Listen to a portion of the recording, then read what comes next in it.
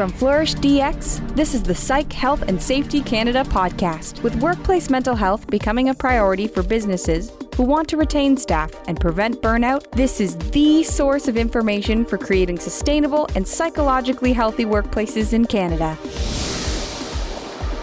So welcome to Psych Health and Safety in Canada.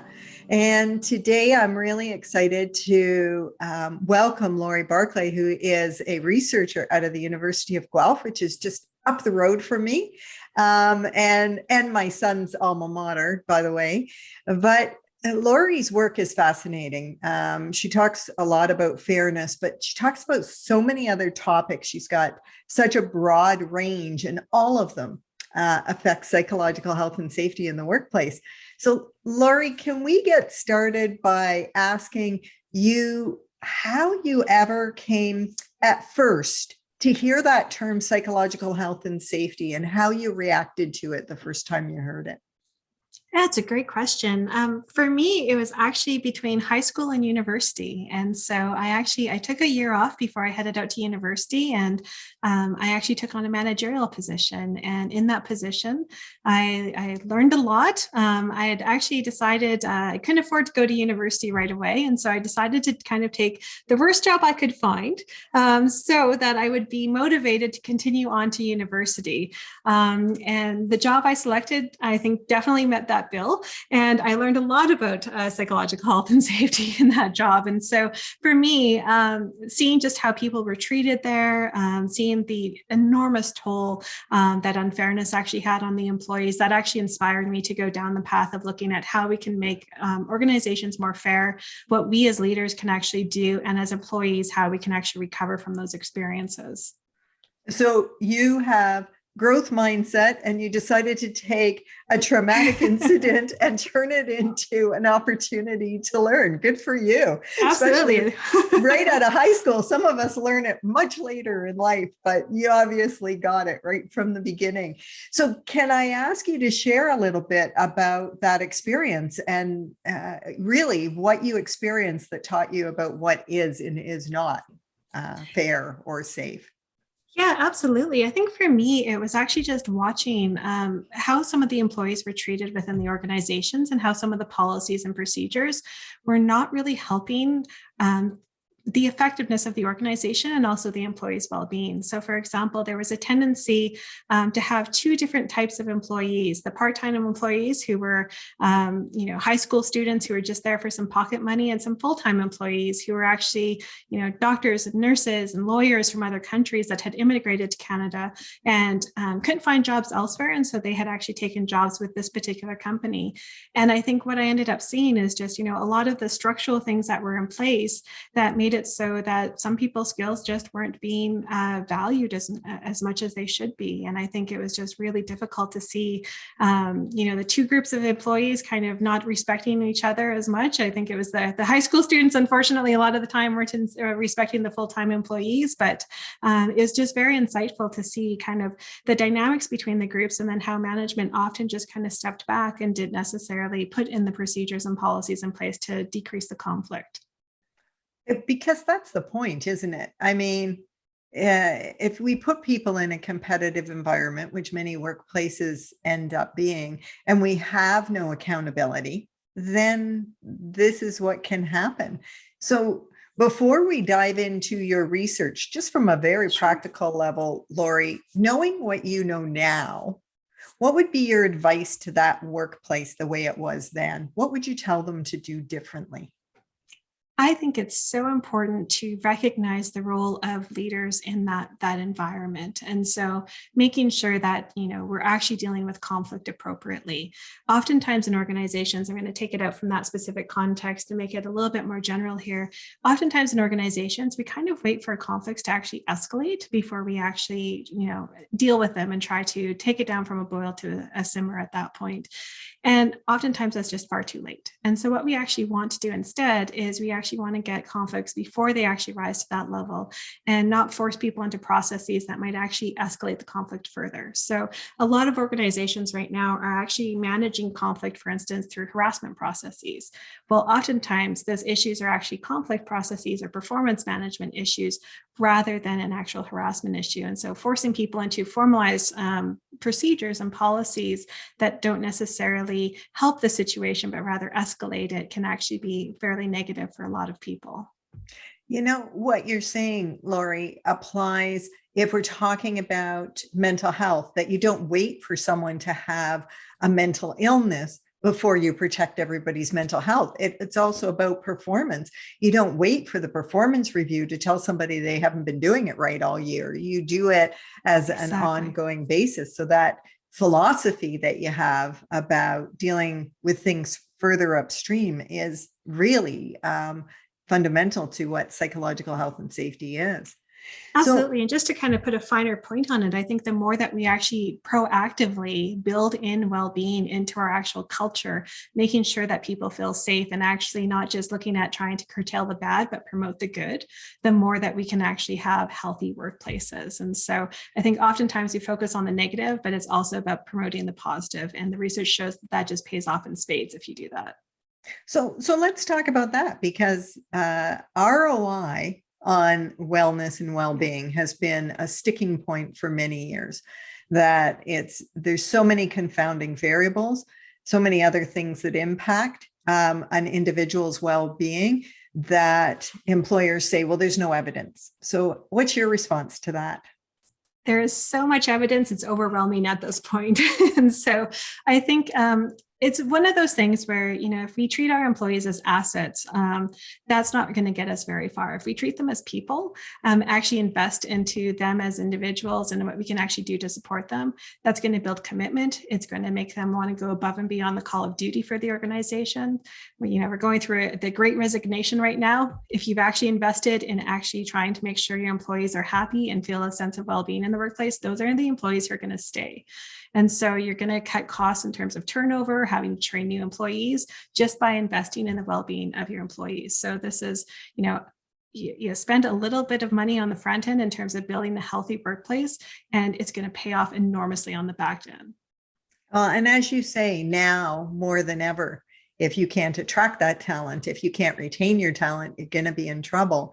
But you say invest a little in the front end. What is the best return on investment? What do you think that people should be looking at first?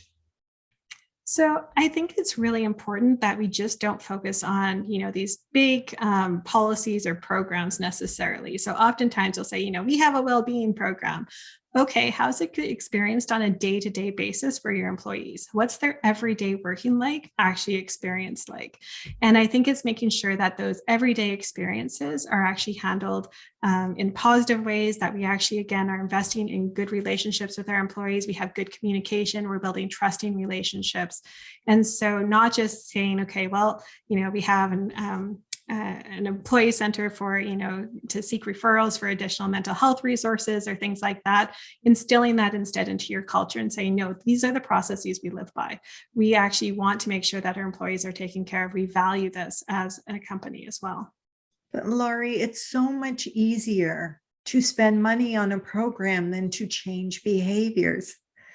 So, and then you're saying that me, the leader, is responsible. I have to do something differently.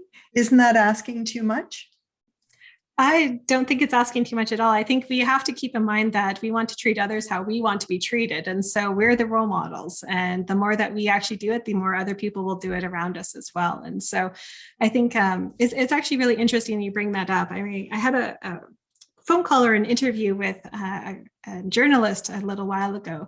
And she was asking me, now that, we were actually at the beginning stages of the pandemic. And she said, given that we're in the pandemic, employers can't actually, do the things that they would normally do, buy free food and, do those types of things. So maybe we should start doing some, equity, diversity, and inclusion policies. Would that be enough to actually help? And then, once the pandemic's over, we can go back to giving the free food. And it's like, no, your employees' expectations are actually to have a fair and welcoming and inclusive workplace. And so you can't just pay lip service to these things. You have to embed them in the culture of your organization. And I think there's a difference here between, I have to do a whole bunch of behaviors. No, if you value it, that will just come naturally. If it's part of your identity, part of who you want to be as a manager, you're just going to naturally exude that to your employees as well. Yeah, we say, what's your underlying intention? Is it to manage people, or is it to support the employee's success? Because the difference between those two approaches is really significant. But good for you. Laurie, you must see that the pandemic is creating more awareness about how we interact more than the free food or the free programs. Absolutely. I think the pandemic has been, interesting in a lot of senses for organizations, because what it's really done is it's revealed a lot of the inequities that might have actually been swept under the carpet before. And it also has the potential to create new inequities that are actually going to be really important for us to recognize and manage appropriately moving forward as well. So talk some more about that. What are those inequities, especially moving forward, that are going to be more prominent? Sure, absolutely. Let me give you an example. So one of the things that actually came out at the beginning of the pandemic is a lot of employees were really happy to be working from home. So particularly people who are visible minorities or people who felt targeted in the workplace, all of a sudden they have to work from home. And this is a relief because you don't have those little microaggressions that you might experience at the office on a day-to-day basis. And so now that people are returning back to work, a lot of these folks are actually choosing to stay from home because it actually feels more comfortable for them on a day-to-day basis. Unfortunately, though, when you stay from home, those are also the people who are less likely to get promoted because you're going to be less visible to your manager who might be in the office every day.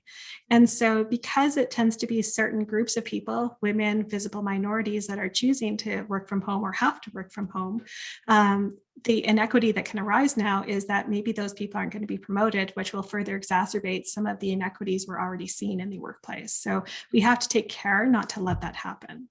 And how do we do that? How besides being aware, how do we make sure that we are treating the people working remotely equal to the people who are on site?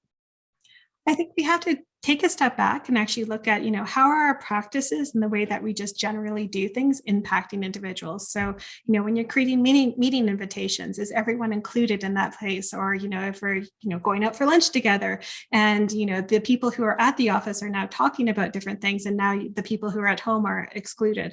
So just being mindful as we go through these different activities, are we including everyone into these processes? And I think, as you said, awareness is an important first step and a critical first step. Mm-hmm. But then actually saying, how could we do this? Does it mean we can't go out for lunch anymore? Or does it just mean that we need to make time for social conversations with the people at home, right? That are working remote? Absolutely. Yeah. And making sure that you have those touch points that don't necessarily have to all just be work related. So you can actually just, again, continue to build those relationships. We often say that trust is built in those small moments. And so it's important for us to continue to have those small moments, even if some of them are virtual. So that just brings me to something else that you've worked on and that I've had to deal with in terms of interventions with employees who feel very strongly that they have been treated unfairly. And in most of the cases I've worked on, they actually have been treated unfairly. Yeah. And it can be devastating. Like it can be traumatizing. It can really deplete somebody's energy and change the way they interact at work.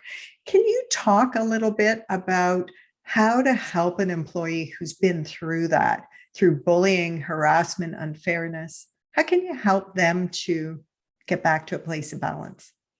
It's a great question. I think the first thing to really recognize is that these can be traumatic experiences for people. And so they're highly emotional. There's a lot of, different things that actually come into play here. And it's really helpful to allow employees to actually have some time and space to kind of, deal with these things. And when I say that, I don't mean, avoiding the employee. You don't want to do that, but you want to be there to help support them. And so, on one hand, if you can actually take action and help the employee employee actually deal with the situation, that's an important first step. And so we're actually doing some new research right now that shows that if you actually don't actually approach your employee and you have a tendency to have inaction, that can actually be extremely damaging to your employees. For the employees themselves, the road to recovery is actually a pretty emotional road. And so one of the things that we find has been incredibly helpful is an expressive writing intervention. And so in our research, what we actually found is if you have people who have experienced unfairness in the workplace write about it, so a type of journaling technique, that can actually really help them vent the emotion, process the emotion, and actually come to a place where they can put the experience behind them. So typically speaking, if you just write 20 minutes a day across 4 days or once a week, and you actually delve into those experiences, again, it can actually help you process. And we found that it actually results in higher psychological well-being, higher perceived sense of resolution. So it can be very helpful in a lot of ways. Yeah, I think that's true with any problematic emotion or thoughts that are going around and around in your head. When you put them on paper, all of a sudden, they're not contained and under pressure.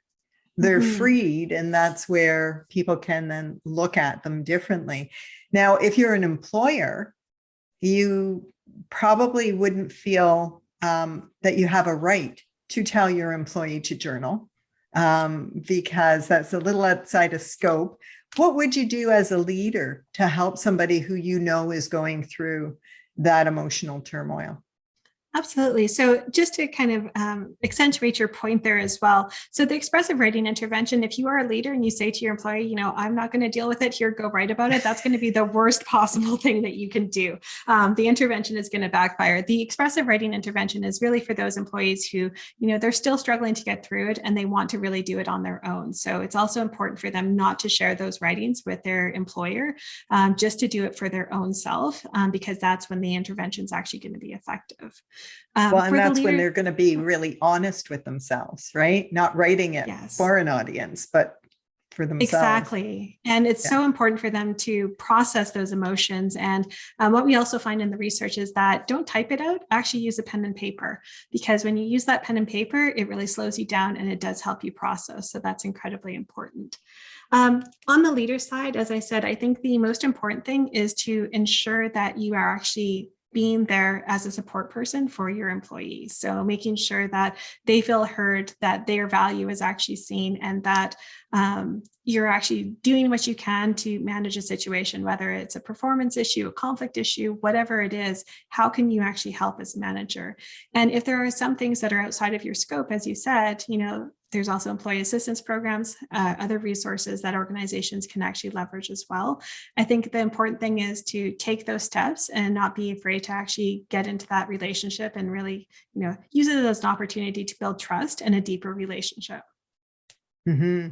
We just did a survey. By the time this podcast comes out, the survey results will be released, but we asked managers to rate themselves on how psychologically safe they are, how much they protect the safety and security of their employees. And there was consistently a spread. The leaders, it was over 4.2, 4.5 that they scored themselves. And consistently, the employees said 3.1, 3.2. Absolutely. So we know that with great intentions, leaders can be unfair, exclusive, and psychologically unsafe. Can you tell us what your research showed you in terms of that unintentional lack of fairness? Yeah, absolutely. We actually did a couple of studies where what we found is that leaders often have what we call a self-awareness gap. And so what that means is they often think that they're being fair, but their employees don't necessarily believe that. And it's actually really exacerbated, as you said, when they're feeling depleted, or if you're multitasking and you're just having a rough day yourself, and now you have to go deliver bad news, for instance, to your employee. Those are the times when you're going to be less fair, but you actually think you're being fair. And so one of the strategies that we actually found to be really helpful is if you just take a moment and say, you know what? Yeah, I am depleted. am I going to be as fair as I should be in this meeting? And recognizing that little bit of self-awareness actually propelled managers to be more fair.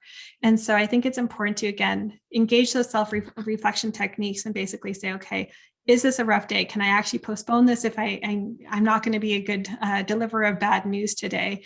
Or, taking that moment, just saying, okay, I need a breath and now I'm going to do it. But having that moment of self-reflection can pay off in spades.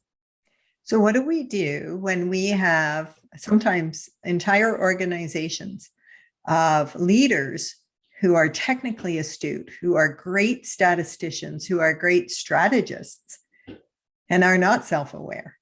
How do you start to change that?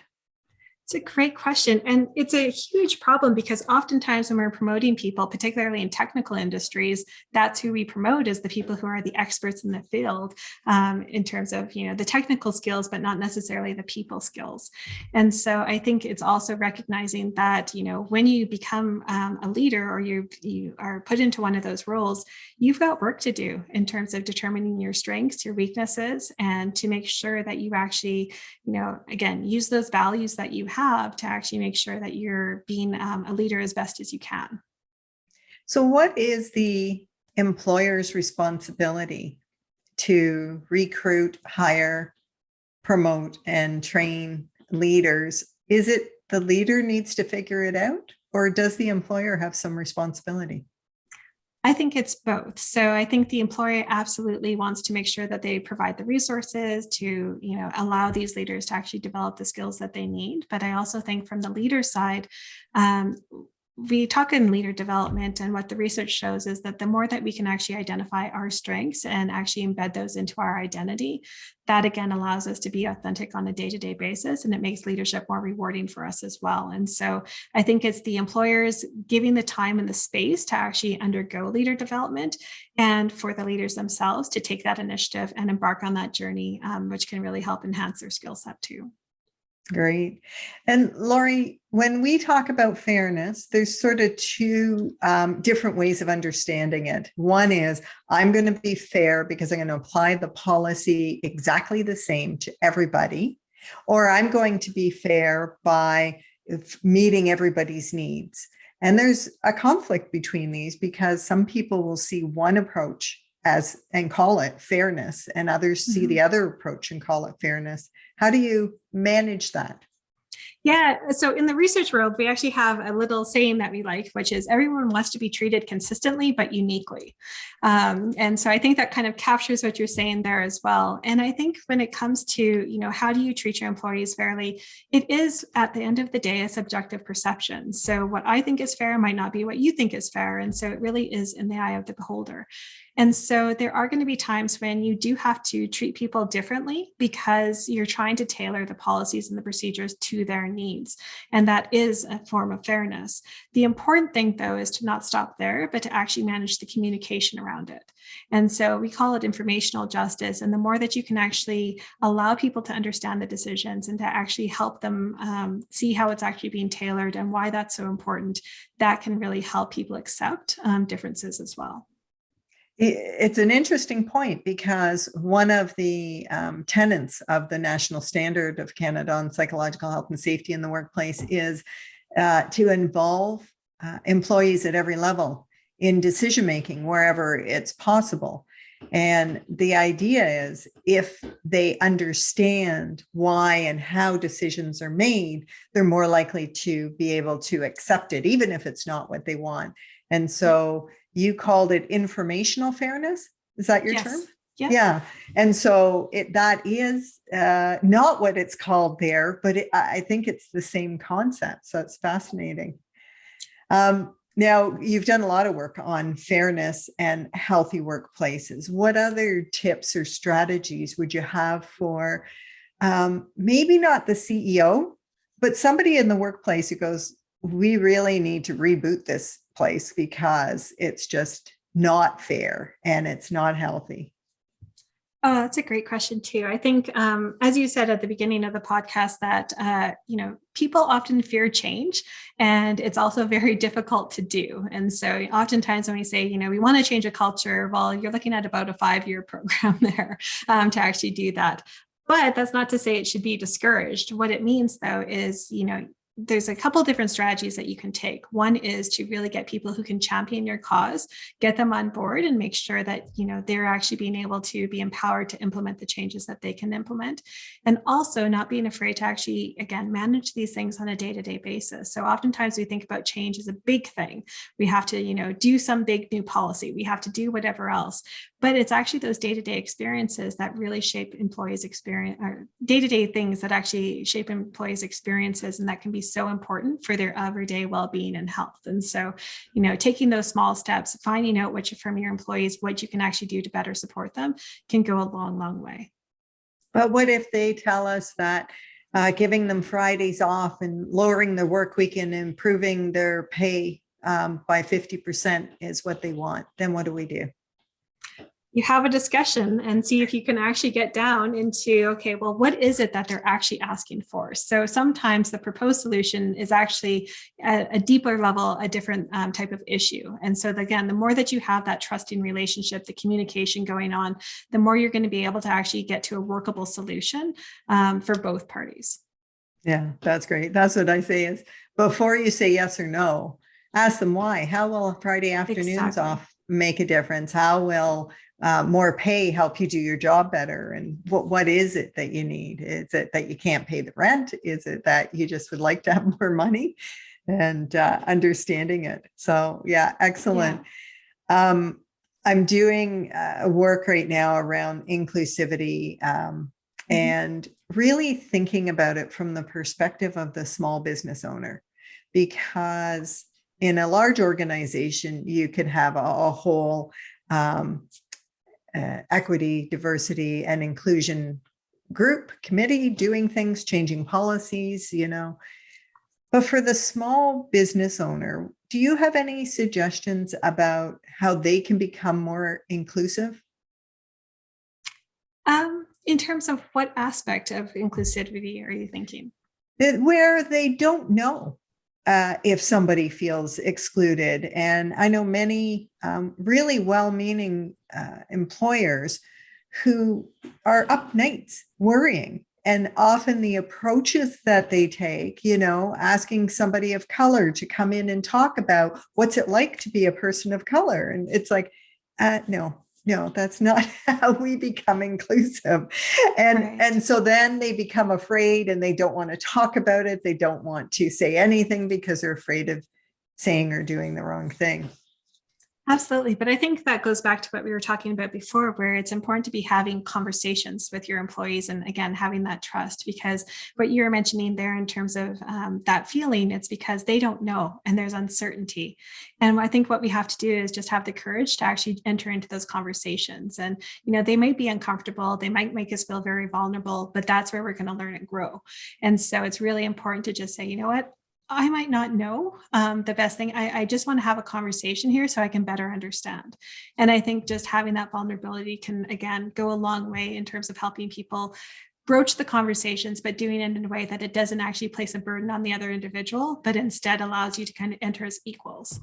Yeah, which is great for those with high levels of emotional intelligence who have their egos intact. But the old school way of managing from a place of fear that the employees would be out of control if I didn't have my thumb on them, it's a little harder for them to shift to that. Let's be open, I'll be vulnerable, and we'll learn. But it's changing. And again, we just did a survey. We did a survey on emotional intelligence of managers in 2012. And I can tell you that the managers today are significantly more emotionally intelligent than they were in 2012. So that's good news.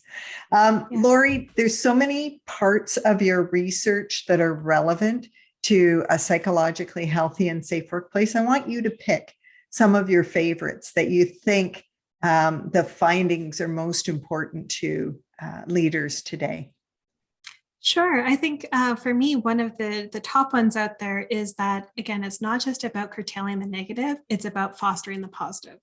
And, we want to make sure that we are dealing with problems, but at the same time, we want to make sure that we're fostering growth experiences, positive emotions, and that can actually really build well-being and resources for your employees. So I think that can't be emphasized enough. I think another key point that we're finding is we've also been doing a lot of research in the pandemic, and then also with the transition as people are going back to work and getting used to kind of new demands and new arrangements and things like that.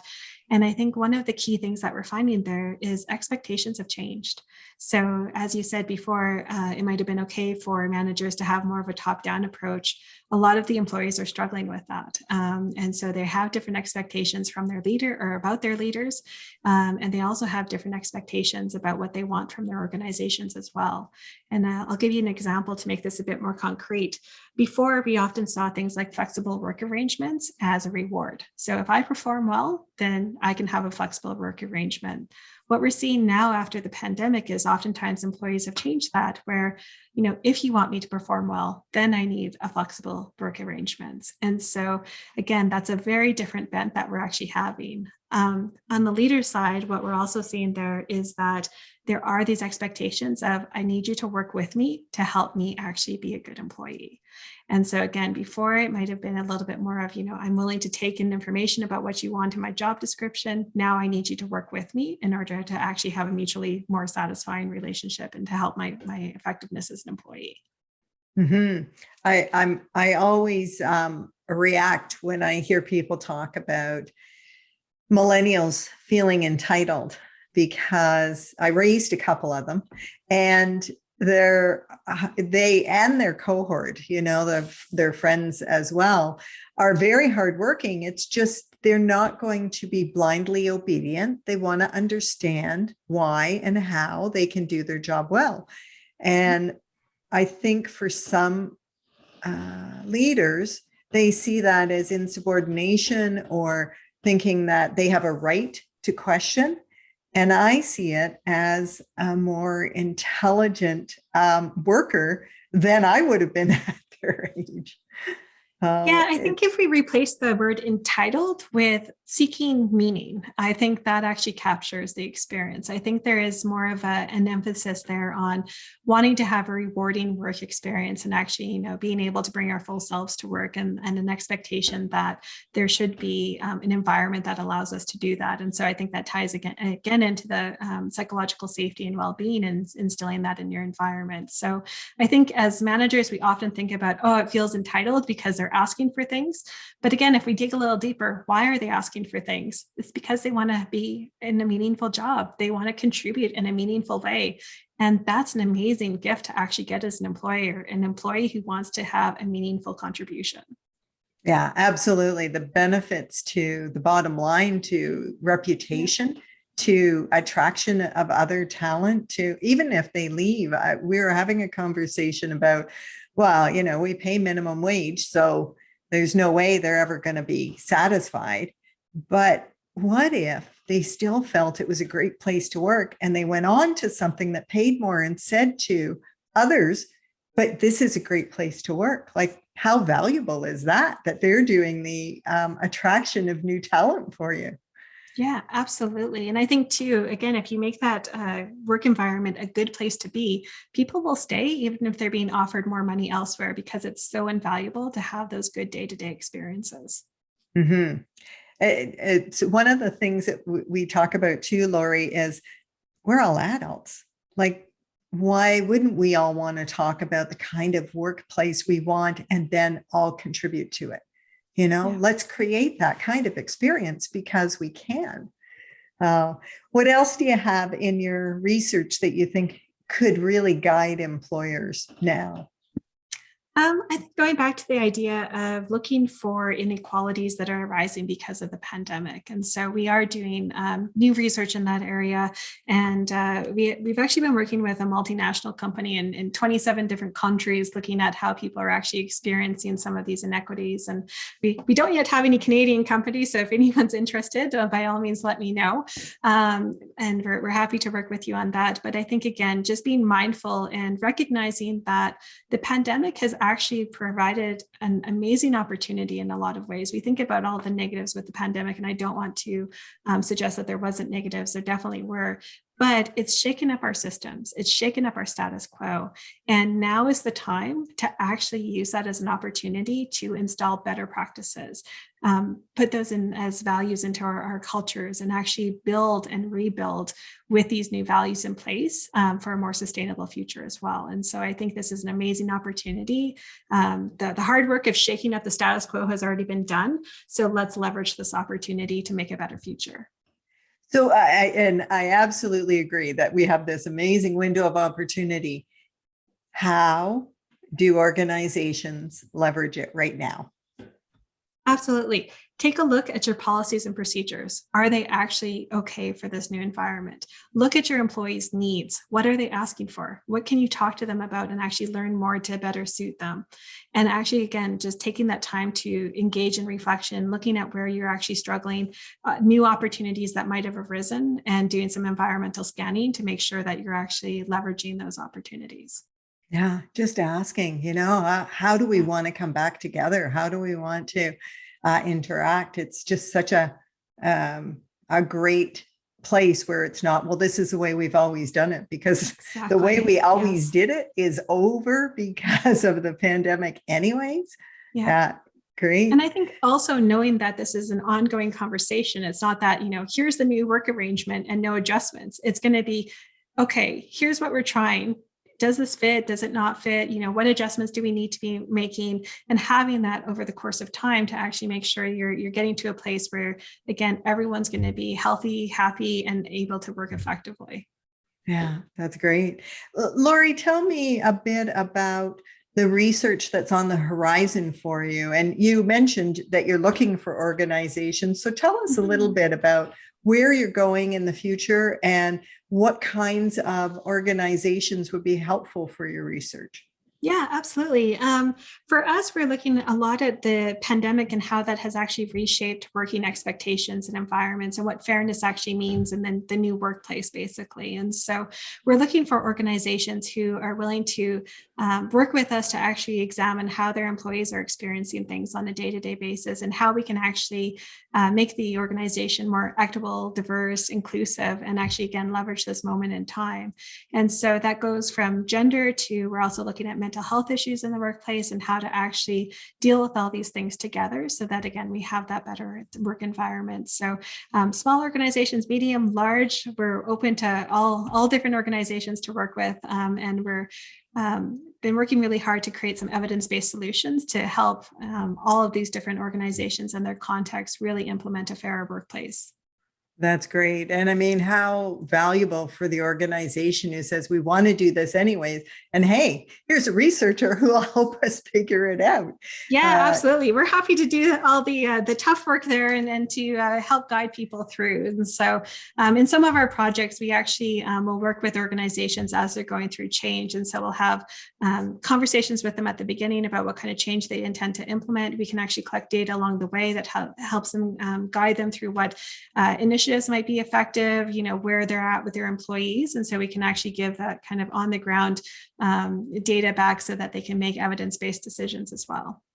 That's great. I remember probably 20 years ago, organizations saying there's no way they're getting a researcher in, they're not airing their dirty laundry, was the way that they would say it, and being exposed. And I think that has changed a lot, where employers are saying, I need to know that where I'm investing my time and effort is the right place.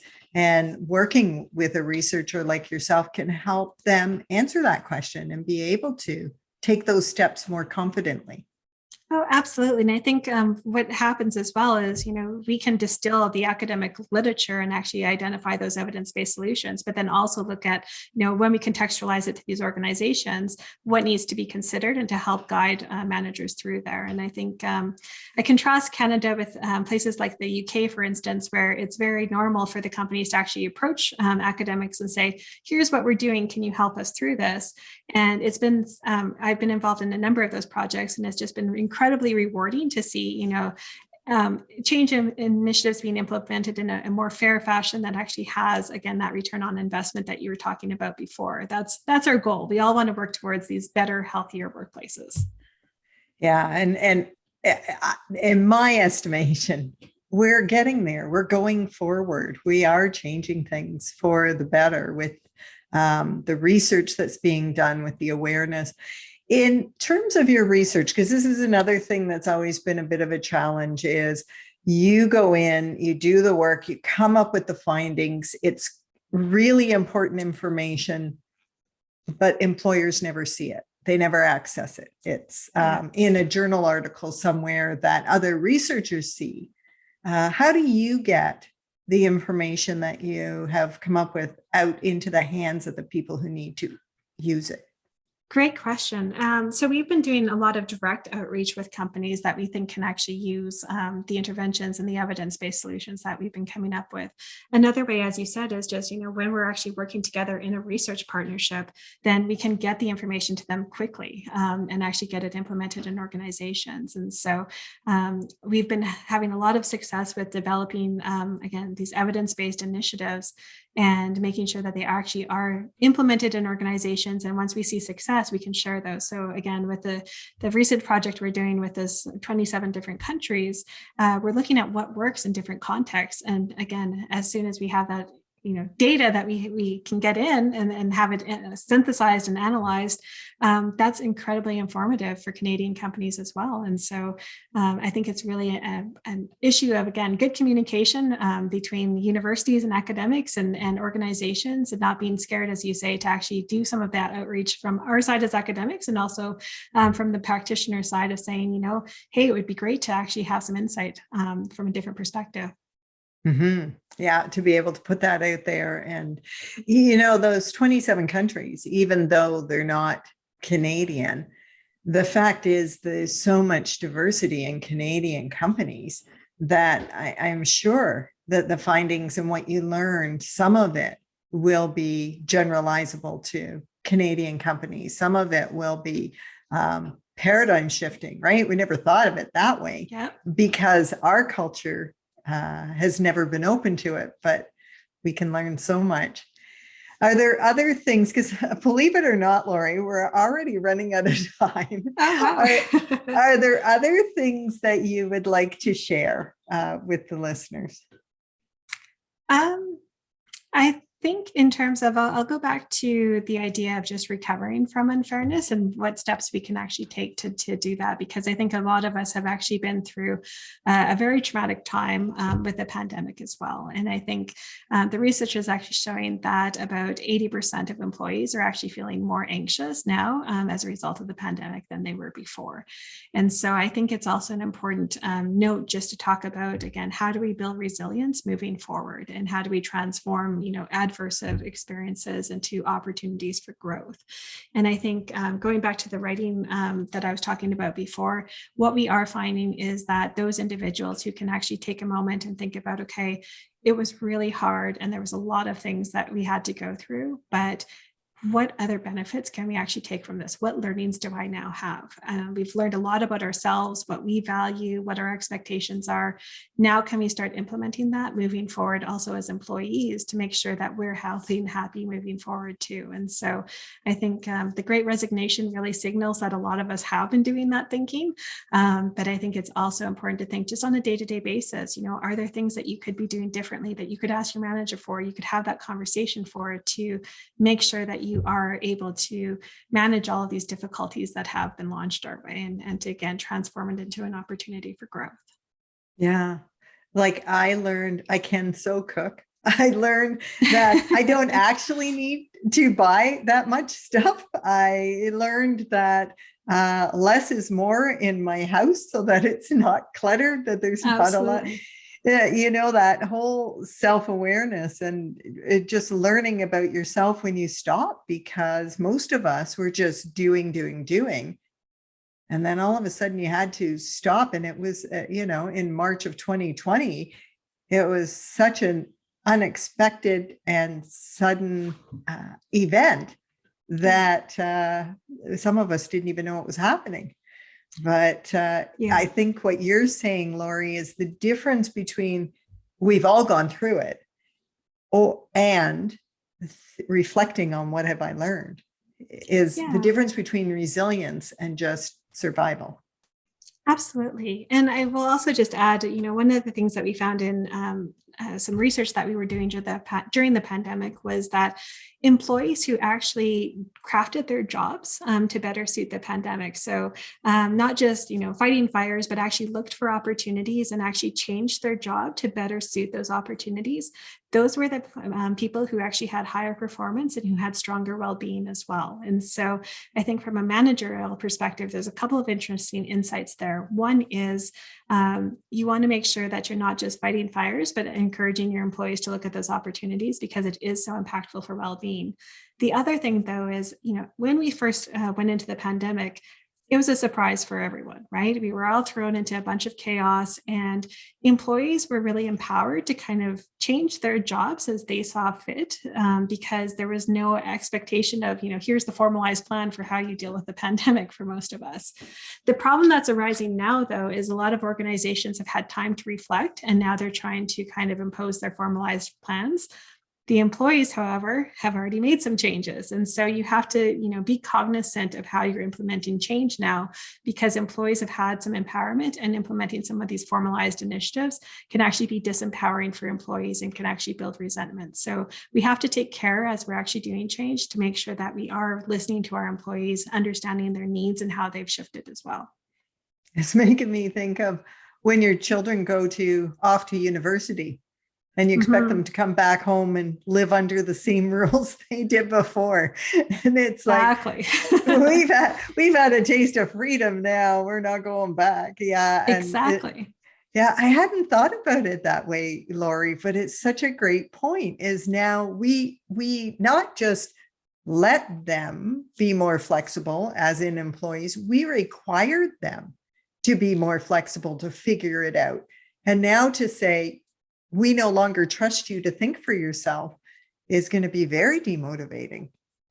Yeah. And if they, put in a plan that hasn't taken into account the changes that the employees have made into their jobs, it's also going to be dysfunctional and lead to less effectiveness as well. And so you have to be very mindful about how you've got that match going. Well, and it goes right back to what you said when I asked you, what's the plan? How do we do this? And you said, by engaging the employees. We talked to them about it.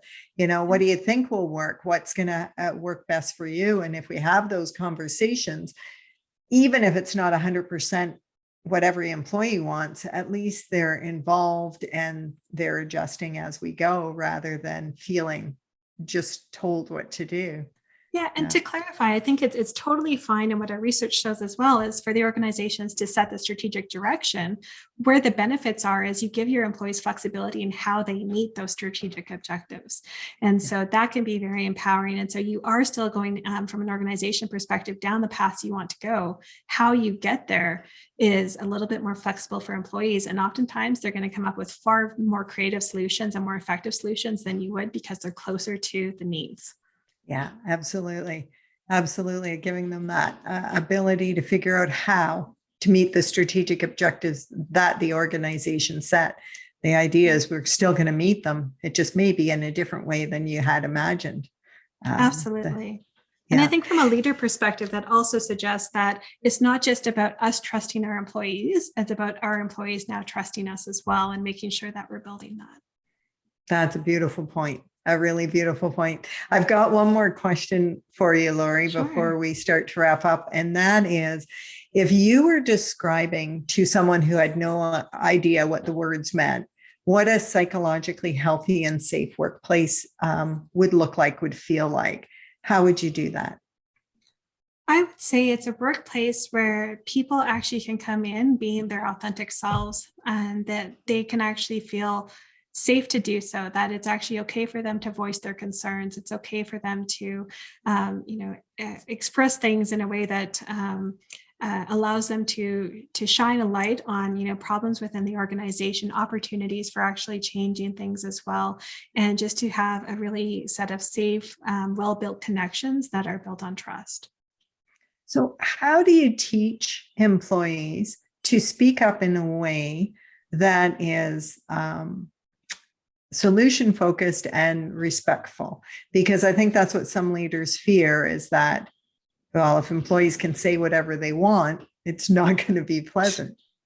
Right. And I think for all of us, leaders included, I think it's also important that, when we're voicing, we do it in a constructive way that is, oftentimes taking that step back, processing our own feelings about it first, and then showing, okay, yes, here's what I'm suggesting, or here's what I think the issue is. Let's have a discussion about it. Oftentimes when people, as you said before, present a solution, it's like, well, is that the right solution? But what's the issue? And so getting deeper into those issues and having those conversations again can also be incredibly important.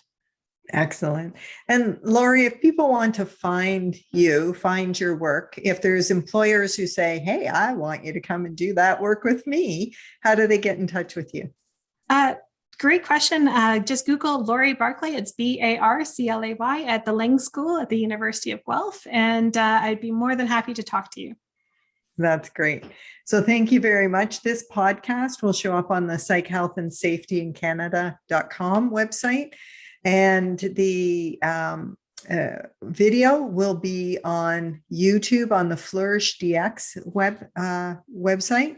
And also when it's ready, I will send out clips on LinkedIn. So we're just going to take the most brilliant things you said, Laurie, and that's what will be on LinkedIn. So thank you so much for your time today and for sharing all of your insights with us. All right. Well, thank you so much. You've been listening to the Psych Health and Safety Canada podcast. To stay up to date with the best content on workplace mental health in North America, subscribe wherever you listen to podcasts and join the Flourish DX community at www.flourishdx.com.